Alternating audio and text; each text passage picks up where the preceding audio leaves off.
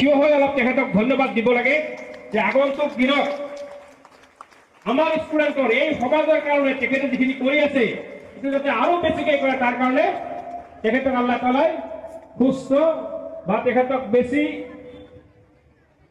আল্লাহ তাআলাই আগত তেখেতক এই কামটো কৰিবলৈ তেখেতক সুযোগ দিয়ে।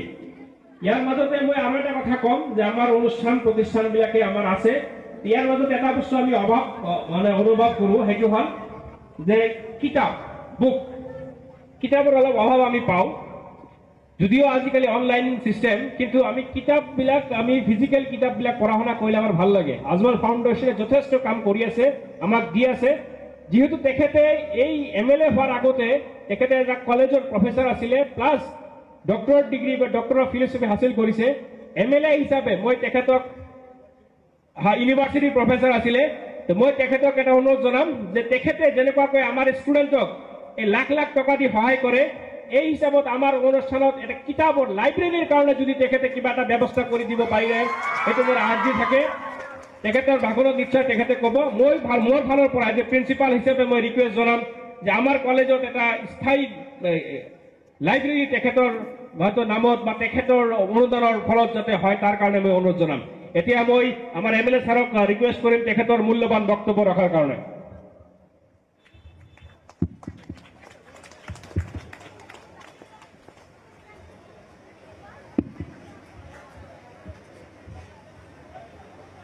আজিৰ এই নৱাগত আদৰণীয় সভাৰ সভাপতি তথা আজমল ছিনিয়ৰ ছেকেণ্ডাৰী স্কুলৰ অধ্যক্ষ ডাঙৰীয়া, মঞ্চত উপস্থিত আমাৰ সকলোৰে শ্ৰদ্ধাৰ নৱজ্যোতি মহাবিদ্যালয়ৰ অৱসৰপ্ৰাপ্ত অধ্যক্ষ সন্মানীয় M মুজাম্মিল ছাৰ, মঞ্চত উপস্থিত KK পাঠক উচ্চতৰ মাধ্যমিক বিদ্যালয়ৰ অধ্যক্ষ সন্মানীয় মমতাজ বাইদেউ, মঞ্চত উপস্থিত KIK মেমৰিয়েল হাইস্কুলৰ প্ৰধান শিক্ষক সন্মানীয় M ফৌকাদ আলী ডাঙৰীয়া, মঞ্চত উপস্থিত আমাৰ আজমল সভাপতিৰ আমাৰ কলকাছিয়াৰ দায়িত্ববাহী ব্যক্তি সন্মানীয় মাজাজ ৰসুল সাহেব, কলেজিয়েট হাইস্কুলৰ প্ৰধান শিক্ষক শিকদাৰ ডাঙৰীয়া, আমাৰ ভেটেনাৰী ইনচাৰ্জ ডক্টৰ সাহেব,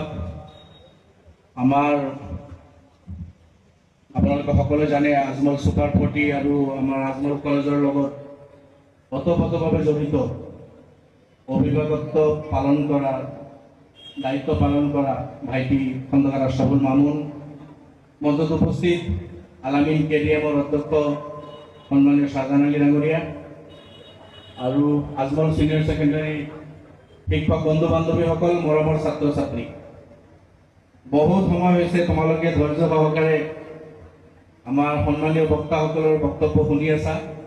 গতিকে মই আৰু দীঘলীয়া নকৰোঁ, সংক্ষিপ্ত দুআষাৰ কৈ মই আলোচনা শেষ কৰাৰ চেষ্টা কৰিম। আজিৰ প্ৰগ্ৰামৰ যিটো মই দেখিছোঁ নৱাগত আদৰণি সভা, নতুন ছাত্ৰ ছাত্ৰী আহিছে, সেইসকলক আঁকোৱালি লোৱাৰ এটা পৰম্পৰাগতভাৱে অনুষ্ঠান অনুষ্ঠিত কৰা হয়। এই অনুষ্ঠানে আজি, গতিকে আজিৰ প্ৰগ্ৰামটো তোমালোকৰ বেছি, কিন্তু এনেকুৱা লাগিছে আমি বেছি লৈ লৈছোঁ তোমালোকৰ পৰা প্ৰগ্ৰাম। যিয়ে নহওক, মই আৰম্ভণিৰ পৰা ছাত্ৰ ছাত্ৰীৰ কিছু পাৰফৰ্মেঞ্চ চালোঁ, ভাল লাগিছে। বিভিন্ন প্ৰগ্ৰাম তোমালোকে আজি আগবঢ়াইছা আৰু ভাল কৰিব লাগিব।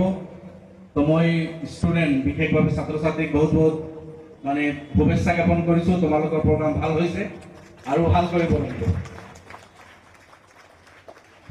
নতুন ছাত্ৰ ছাত্ৰীক আঁকোৱালি ইতিমধ্যে পুৰণাসকলে তোমালোকে লৈছে।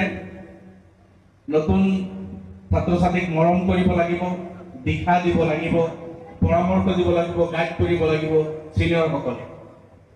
আৰু জুনিয়ৰ যিখিনি আহিছে নতুন ছাত্ৰ ছাত্ৰী, ডাঙৰ যিসকল আছে তেখেতসকলক শ্ৰদ্ধা কৰিব লাগিব, তেখেতসকলৰ পৰা গাইডেন্স ল'ব লাগিব আৰু তেখেতসকলক অনুকৰণ কৰি নিজে শিক্ষা দীক্ষা জ্ঞান আহৰণৰ পৰা আৰম্ভ কৰি চৰিত্ৰ গঠন কৰাৰ ক্ষেত্ৰত তেখেতসকলৰ পৰা সহায় ল'ব লাগিব। এইটোৱেই আজিৰ এই প্ৰগ্ৰামত মই ভাবোঁ উদ্দেশ্য থাকে।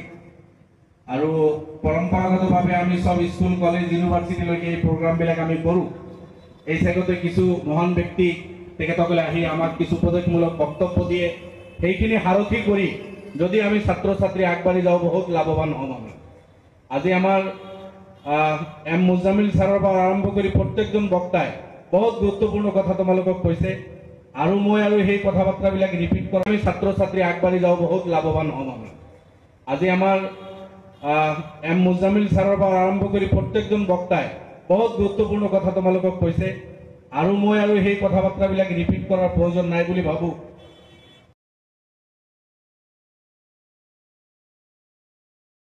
থিয় হৈ অলপ তেখেতক ধন্যবাদ দিব লাগে যে আগন্তুক দিনত আমাৰ ষ্টুডেণ্টৰ এই সমাজৰ কাৰণে তেখেতে যিখিনি কৰি আছে সেইটো যাতে আৰু বেছিকৈ কৰে তাৰ কাৰণে তেখেতক আল্লাহ তাআলাই সুস্থ বা তেখেতক বেছি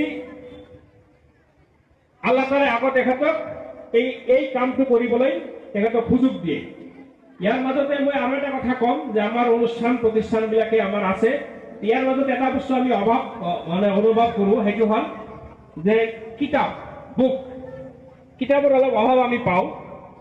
যদিও আজিকালি অনলাইন চিষ্টেম, কিন্তু আমি কিতাপবিলাক আমি ফিজিকেল কিতাপবিলাক পঢ়া শুনা কৰিলে আমাৰ ভাল লাগে। আজমল ফাউণ্ডেশ্যনে যথেষ্ট কাম কৰি আছে, আমাক দি আছে। যিহেতু তেখেতে এই MLA হোৱাৰ আগতে তেখেতে এটা কলেজৰ প্ৰফেচৰ আছিলে, প্লাছ ডক্টৰেট ডিগ্ৰী বা ডক্টৰ অফ ফিলচফি হাসিল কৰিছে।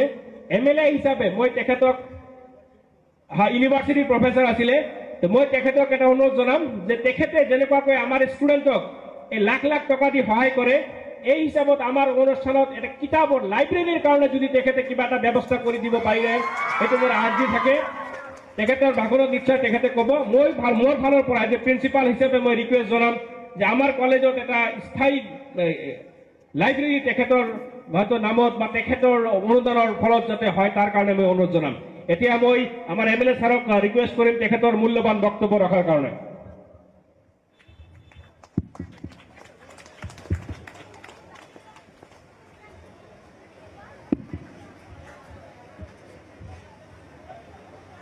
আজিৰ এই নৱাগত আদৰণীয় সভাৰ সভাপতি তথা আজমল ছিনিয়ৰ ছেকেণ্ডাৰী স্কুলৰ অধ্যক্ষ ডাঙৰীয়া, মঞ্চত উপস্থিত আমাৰ সকলোৰে শ্ৰদ্ধাৰ নৱজ্যোতি মহাবিদ্যালয়ৰ অৱসৰপ্ৰাপ্ত অধ্যক্ষ সন্মানীয় এম মুজামিল ছাৰ, মঞ্চত উপস্থিত KK পাঠক উচ্চতৰ মাধ্যমিক বিদ্যালয়ৰ অধ্যক্ষ সন্মানীয়া মমতাজ বাইদেউ, মঞ্চত উপস্থিত KIK মেমৰিয়েল হাইস্কুলৰ প্ৰধান শিক্ষক সন্মানীয় এম ফৌকাজ আলী ডাঙৰীয়া, মঞ্চত উপস্থিত আমাৰ আজমল চুপাৰ ফৰ্টিৰ আমাৰ কলকাছিয়াৰ দায়িত্ববাহী ব্যক্তি সন্মানীয় মাজাজ ৰসুল সাহেব, কলেজিয়েট হাইস্কুলৰ প্ৰধান শিক্ষক শিকদাৰ ডাঙৰীয়া, আমাৰ ভেটেনাৰী ইনচাৰ্জ ডক্টৰ সাহেব,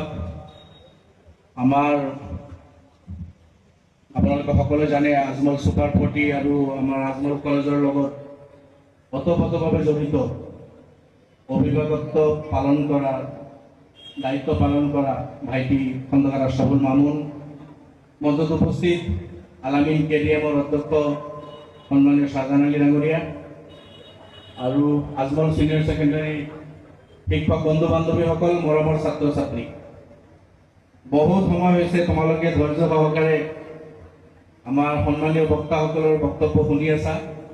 গতিকে মই আৰু দীঘলীয়া নকৰোঁ, সংক্ষিপ্তে দুআষাৰ কৈ মই আলোচনা শেষ কৰাৰ চেষ্টা কৰিম।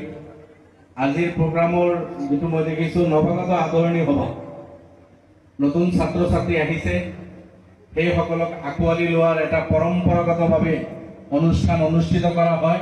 সেই অনুষ্ঠানে আজি, গতিকে আজিৰ প্ৰগ্ৰামটো তোমালোকৰ বেছি, কিন্তু এনেকুৱা লাগিছে আমি বেছি লৈ লৈছোঁ তোমালোকৰ পৰা প্ৰগ্ৰাম।